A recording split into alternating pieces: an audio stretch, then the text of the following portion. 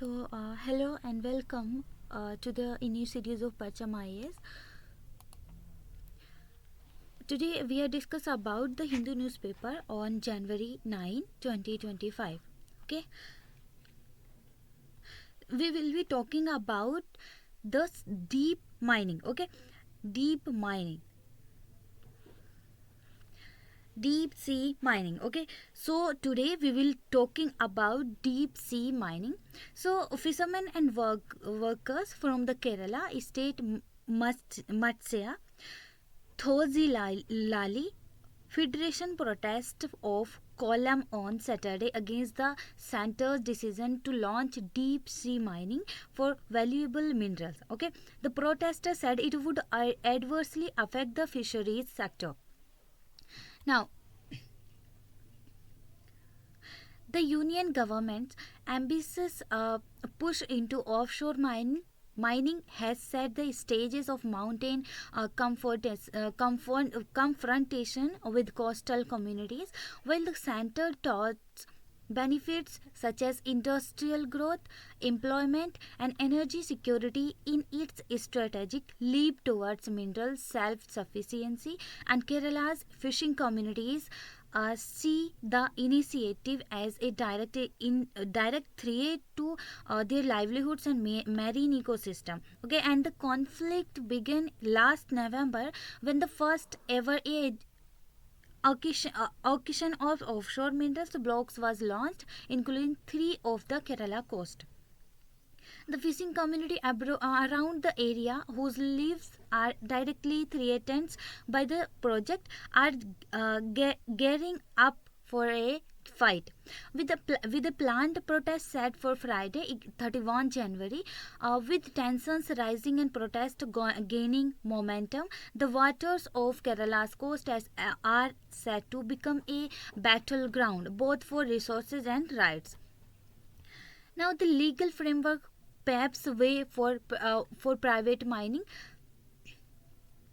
Offshore mining involves extraction of mineral deposits from the seabed at depths of exceeding 200 meters, and though the Offshore Area Minerals Development and Regulation Act 2002 OAMDR Act, okay, Offshore Area Mineral Development Act 2002 came into force in 2010, no mining activity had been undertaken in offshore area until now. To facilitate exploration and production, the government introduced the Offshore Areas Mineral Development and Regulation Amendment Bill 2023, which brought several key reforms to the sector. And the Demand Act categorizes offshore mining into reconnaissance, primarily survey, exploration, details assessment, and production, commercial extraction. Okay, reconnaissance, primary survey, exploration, detailed assessment, and production is commercial extraction.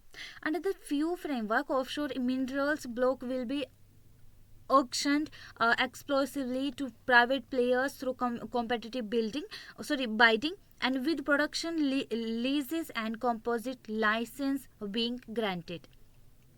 The composite license, a newly introduced provision, allow for both exploration and production. However, for atomic minerals, operational rights will remain restricted to public sector undertaking. Okay, PSU. Operational rights will remain restricted to public sector undertaking, and the production lease period has been fixed at 50 years, aligning with Mines and Minerals Development and Regulation Act.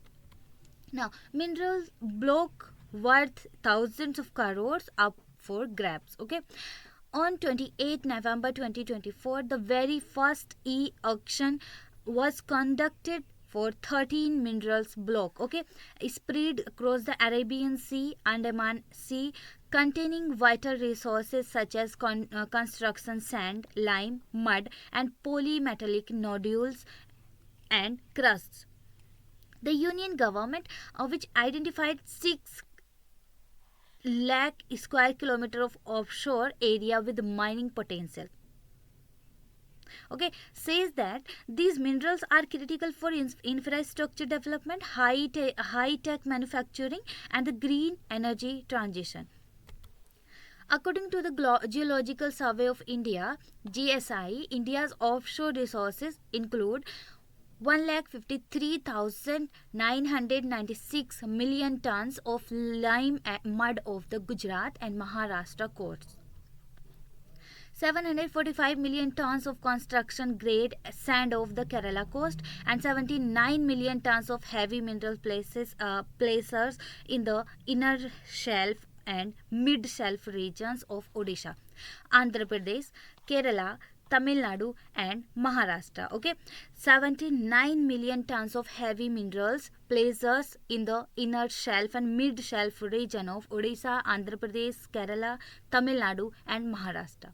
And the phosphorite deposits along the eastern and western continental margins.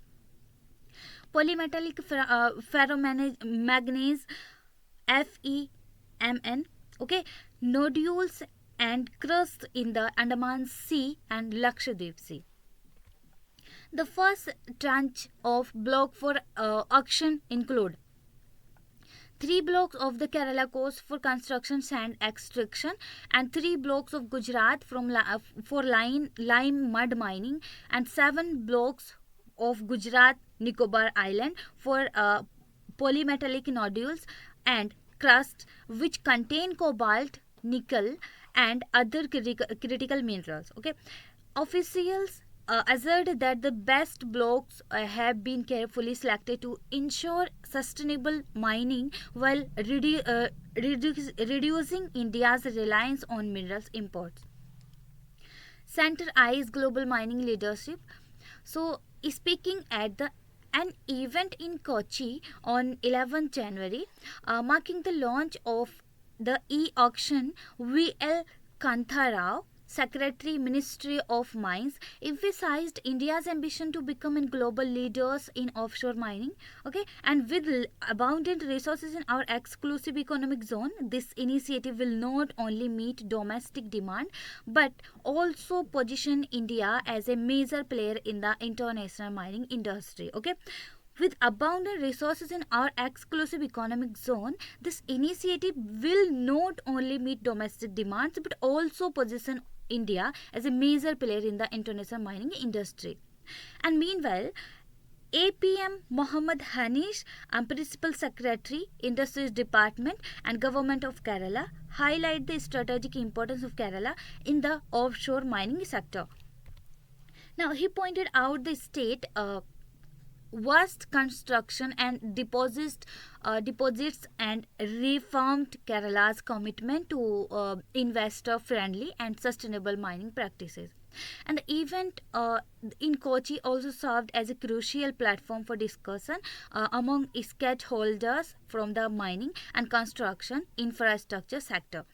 Industry representatives expressed a keen interest, particularly in the 3 offshore blocks of Kerala, which are expected to significantly boost the state's construction and infrastructure industries. Fishing community threatens mass protest. However, the move to allow offshore mineral mining off and the Kerala coast has triggered a strong position from the fishing community, which fears of consequence for the livelihood and the marine ecosystem. Okay, and fisher group and organization have warned of widespread protests if the government proceeds with the project without consultations of scientific studies. So they have raised concern over the potential damage to Kollam Parapu, popularly known as Quillan Bank. Okay, a major deep sea fishing hub between Kollam and Alappuzha. Okay, a major deep sea fishing hub between Kollam and Alappuzha. This reason This region has been one of the richest fishing grounds on the southwest coast of India. Okay, southwest coast of India for over 4 decades, known for its abundant deep sea shrimp and lobster resources, as well as export oriented squid varieties, sardine and mackerel and others. Okay, Jackson Polail, state president of Kerala, Swatantra Matsya Thozilali Federation. Okay, Jackson Polail, state president of Kerala, Swatantra Matsya Thozilali Federation, emphasized that this reason is teeming with commercial valuable seafood, and there is a huge economic importance of Quillen Bank in the nation's as well as the state's economy. And we are of the fear that offshore mining will not only disturb fish breeding and migration pattern, but also lead to a drastic decline in fish stocks, pushing many coastal villages into economic distress.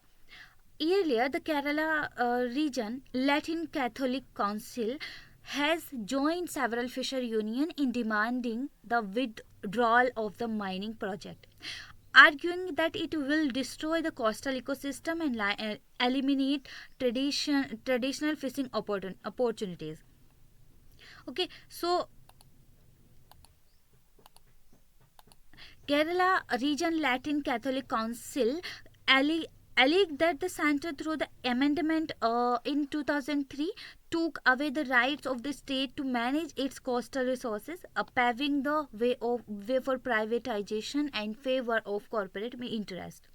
The Kerala Matsya Thojilali Ekya Vedi has also warned that fishers will be forced to take the straits in large numbers if the project is not scrapped. The organization had already staged a protest outside a venue in Kochi earlier this month, highlighted their grievances.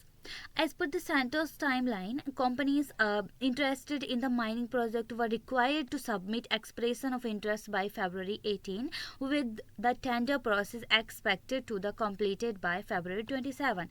And the center has decided to auction sand blocks for offshore mining in 5 sectors. First is Kollam South, second is Kollam North, and third is Alappuzha. Fourth one is Ponani, and last fifth one in Chavakkad. Okay. Now, next topic is port of contention.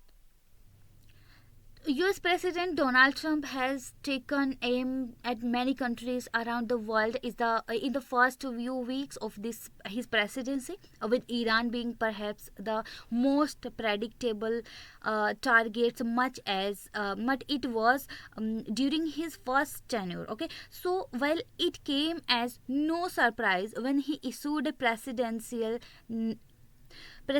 national security memorandum, okay, PNSM2, on February 4, calling for maximum pressure on Iran. But he what called the world's leading state sponsor of terror. Okay, so his decision to name the Chabahar port in particular sent shock waves through the New Delhi. Okay, so what is Chabahar port?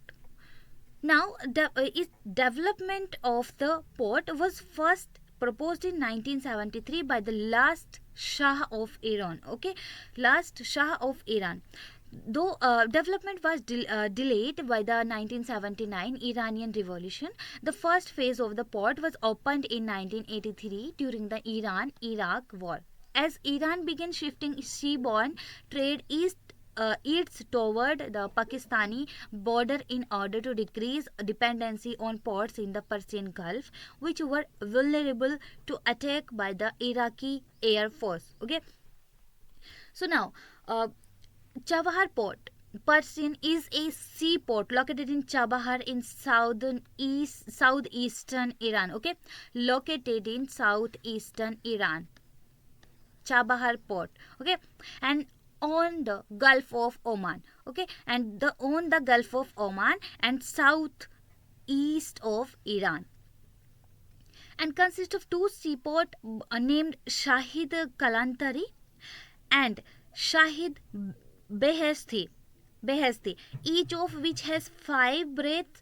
It is only about 170 kilometers west of the Pakistani port of Gwadar. Okay, 170 kilometers west of the Pakistani port of Gwadar. Now, recently, India and Iran signed a 10 years contract for operating the Chabahar port in Iran. This long-term agreement was signed between Indian Port Global Limited and Port and Maritime Organization of Iran. Okay, and enabling operation of the Shahid Beheshti terminal. Now, signing of a long-term contracts with Iran is part of India's strategic and economic vision for Central Asia beyond. And Chabahar port important for India. Chabahar is Iran's ocean port nearest to India. It is situated in Sistan and Balochistan province on the Markan coast. It lies in the Gulf of Oman. Chabahar port project has two main ports called the Shahid Kalantari port and the Shahid Beheshti port. And Iran had offered India the project of developing the Shahid Beheshti port, which was well received by India. Progress and updates regarding the Chabahar port deal. India signed a memorandum of understanding MOU for a development of the Chabahar port in May 2015, and in May 2016 India, Iran and Afghanistan signed a trilateral agreement to establish the International Transport and Transit Corridor, also known as the Chabahar Agreement. Okay, remember that in May 2016, India, Iran and Afghanistan signed a trilateral agreement to establish the International Transport and Transit Corridor, also known as the Chabahar Agreement. Okay, and this agreement aimed to improve transportation and trade connectivity between the three countries by utilizing the port of Chabahar in Iran as key transit point. Those three countries is Iran, India, Afghanistan. Okay, and however the finalization of the long-term agreement has been delayed by several factors, including differences on some clauses in the pact. The point of disagreement was location of distribution for disputes. India preferred a neutral country. Okay, India preferred a neutral country, while Iran insisted on its own cards of a favorable one. Now, both parties have agreed on a compromise that satisfies their respective interests. The contract stipulates that any disagreement should be settled through open communication and cooperation between the leaders and both countries. And this phrase long-term agreement aimed to supersede the initial contract and is spanning a duration of 10 years with the automatic renewal provisions. Significance of Chabahar port. Okay, what is the significance of Chabahar port? Alternative trade route. Historically, India's access to Afghanistan and Central Asia has been largely dependent on transit routes through Pakistan. Okay, historically, India's access to Afghanistan and Central Asia has been largely dependent on transit route through Pakistan. इसके जो roads हैं वो पाकिस्तान के through हम लोग वहाँ पे जाते हैं. And Chabahar port offers an alternative roads that bypasses Pakistan, reducing India's reliance on its neighbors for trade with Afghanistan and beyond. Also, Chabahar port will boost India's access to Iran, the key gateway to the international north-south transport corridor. Okay, key gateway, the international north-south transport corridor, and that has C, rail and road routes. Okay, C, rail and road routes between the India, Iran, Russia, Central Asia and Europe. Economic benefits देखो यहाँ पे ये India Middle East Europe corridor IMEC, India Middle East Europe corridor, this one, and यहाँ पे Al Ghuwaifat, then Haradh, then Riyadh, and then Al Haditha, then Haifa is in Israel, and then Prius in Greece. Okay, so economic benefits. Chabahar will play a crucial role in India's effort to enhance connections with the resources-rich Central Asian countries and Afghanistan. Now, with taking this point, alternative trade routes. This trade route, International North-South Transport Corridor, has taken sea, rail, road routes, okay, between India, Iran, Russia, Central Asia and Europe. Okay, Iran, India, Russia, Central Asia and Europe, and this one next जो अभी हमने देखा था उसको हम अभी discuss करते हैं. Now, economic benefit. Chabahar will play a crucial role in India's effort to enhance connections with the resources-rich Central Asian countries and Afghanistan. It will allow India to diversify its trading routes and gain enhanced access to the markets of Russia, Eurasia, and Europe, apart from Iran and Afghanistan. Cargo movement through INSTC route is expected to save 30% in cost of 40% in transportation time, ensuring quick turn around at a competitive cost. Central Asian nations rich in resources but without direct access to the sea like Kazakhstan and Uzbekistan have shown interest in utilizing Chabahar to connect to the Indian Ocean region and tap into the Indian market. Humanitarian assistance. Chabahar port can serve as a crucial entry point to humanitarian assistance and reconstruction effort in Afghanistan, and port has played a crucial role in supplying humanitarian aid, notably during the COVID-19 pandemic. And 2.5 million tons of wheat and 2,000 tons of pulses have been trans-shipping from India to Afghanistan with Chabahar port. Okay. In 2021, India provided 40,000 liters of the eco-friendly pesticides, malathion, to Iran through the port of combat locust attacks.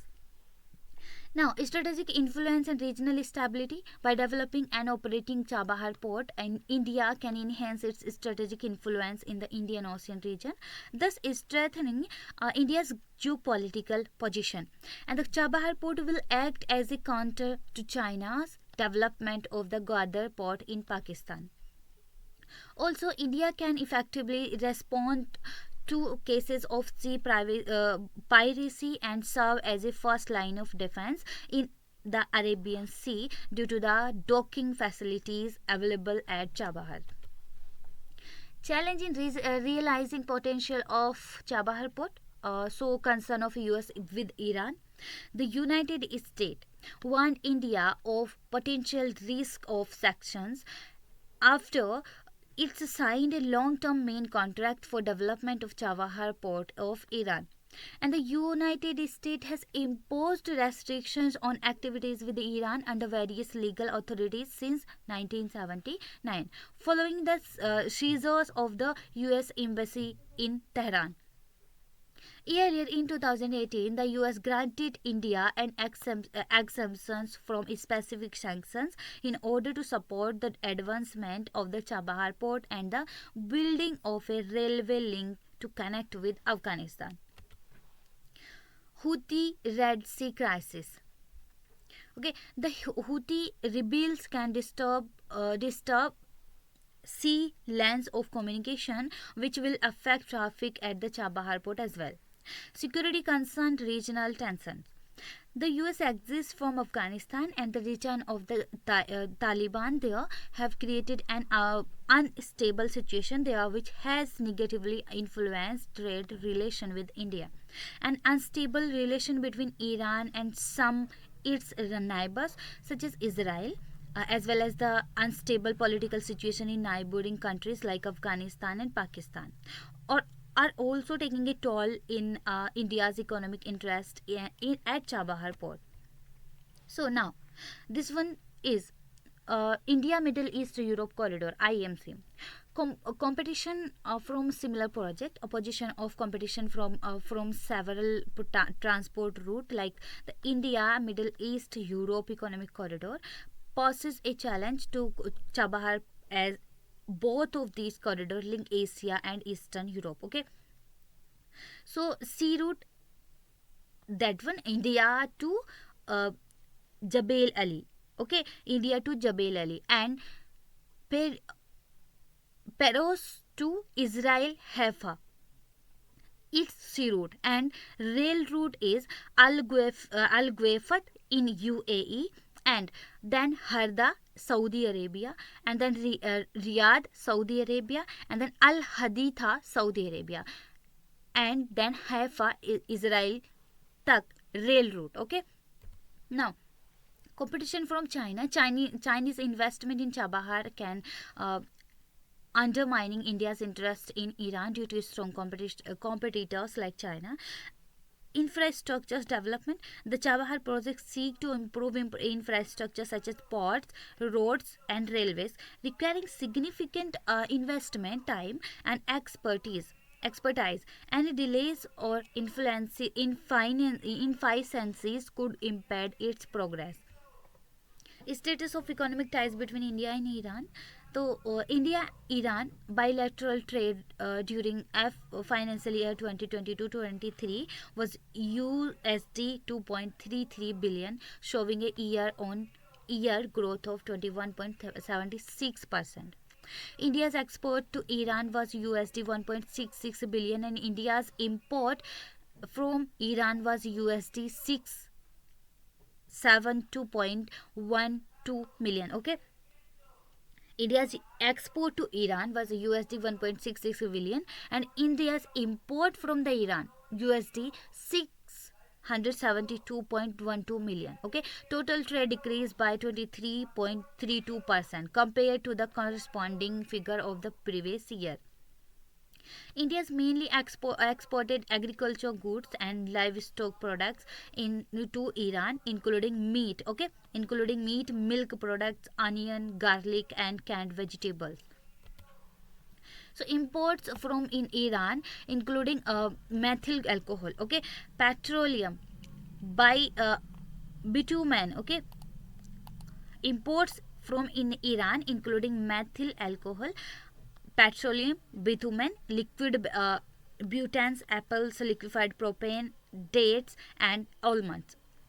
Okay, the FDI in the inflow from Iran to India were recorded at just USD 1 million from April 2000 to December 2023. India currently does not import Iranian oil, as Tehran is under sanction from the United States. Okay, so remember that in Iran, India mainly export agriculture goods and livestock products to Iran, including meat, milk product, onion, garlic, and canned vegetables, and then import from Iran included methyl alcohol, petroleum, bitumen, and liquefied butanes, and apples, liquefied propane, dates, and almonds. Okay, so India currently does not import Iranian oil, as Tehran is under sanction from the United States. So now, if you want PDF of this class, so then you can join our Telegram channel. Telegram link is the description box. So now we meet in the next class. Thanks for watching.